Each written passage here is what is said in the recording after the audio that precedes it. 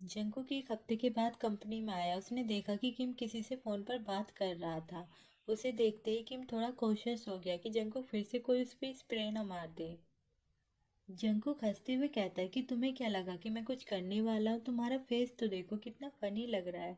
वो जाने लगा। वो सोच रहा था कि मैंने अभी उसका मजाक उड़ाया, लेकिन मुझे मजा क्यों नहीं आया। फिर से अब उसका किम के बारे में सोचना शुरू हो गया। वो थका हुआ अपनी कंपनी में जाकर बैठ गया और सोचने लगा कि पता नहीं हमारी रिलेशनशिप कब खत्म होगी। ऐसा नहीं है मैंने कभी उससे माफ़ी मांगने के बारे में नहीं सोचा, लेकिन मैं पहले हार मानना नहीं चाहता। और मुझे ऐसा फील होता रहता है कि अगर मैंने उसे माफ़ी मांग भी ली तो फिर भी कुछ नहीं बदलेगा।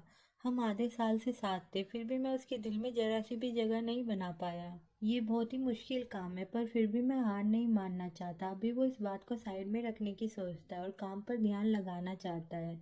और जब किम का गुस्सा उतर जाएगा तब वो कुछ करेगा। पर उसके बाद जंकुक की किम के साथ कोई मुलाकात हुई ही नहीं। ऐसे ही दिन गुजरते रहे और जंकुक को अपने दिल में कुछ खाली खाली सा फील होने लगा। और किम से ब्रेकअप करने के बाद उसे और ज़्यादा खाली खाली लग रहा था। पर अचानक से एक दिन किम उसके ऑफिस में आया कुछ डॉक्यूमेंट लेकर। किम का बड़ा भाई जंकुक का बिजनेस पार्टनर है, तो किम उस बारे में कुछ बात करने आया था। किम का बड़ा भाई दूसरे शहर में है और जो बिजनेस प्रोजेक्ट है वो भी वहीं पर है, तो जंकुक उससे वहां पर मिलने जाने वाला है। अभी तो वो बहुत ज़्यादा बिजी है, तो फिर वो अगले महीने जाएगा। फिर बिजनेस की पूरी बात होने के बाद जंकुक उससे पूछता है कि तुम्हारी बॉक्सिंग ट्रेनिंग कैसी चल रही है। इस बार वो उससे गुस्से से बात नहीं करता, बल्कि उसके अंदर हिम्मत ही नहीं थी। और कैसे भी करके वो हिम्मत करके बोल रहा था। वो ऐसे बात कर रहा था कि तुम कंपनी में कितने वक्त से नहीं आ रहे हो, तुम्हारे पास काफ़ी इम्पोर्टेंट डॉक्यूमेंट है। अगर तुम जॉब छोड़ना चाहते हो तो फिर जल्दी से वो डॉक्यूमेंट वापस कर दो। मेरे काम में और ज़्यादा देरी मत करवाओ। पर किम कहता है कि अब से मैं हफ्ते में एटलीस्ट एक बार तो आऊँगा। जंकुक सोचता है कि मुझे लगा कि वो काम छोड़ रहा है। और ये भी सेंस की बात है कि उसका बड़ा भाई और मैं जिस प्रोजेक्ट में काम कर रहे हैं उसमें काफ़ी सारी चीज़ों का इंचार्ज किम ही है।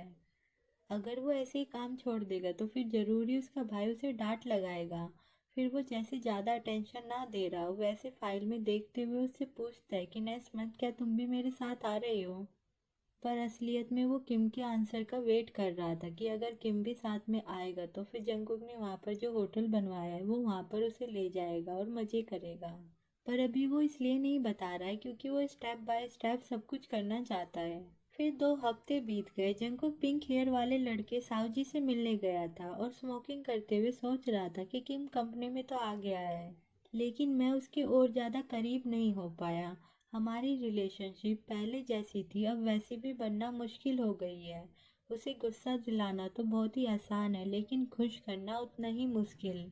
चाहे मैं कुछ भी करूँ, उसे गिफ्ट दूँ या फिर डिनर के लिए इनवाइट करूँ, कुछ भी काम नहीं कर रहा है। वो हर एक चीज़ रिजेक्ट कर रहा है और मैं उसके साथ ज़बरदस्ती नहीं करना चाहता।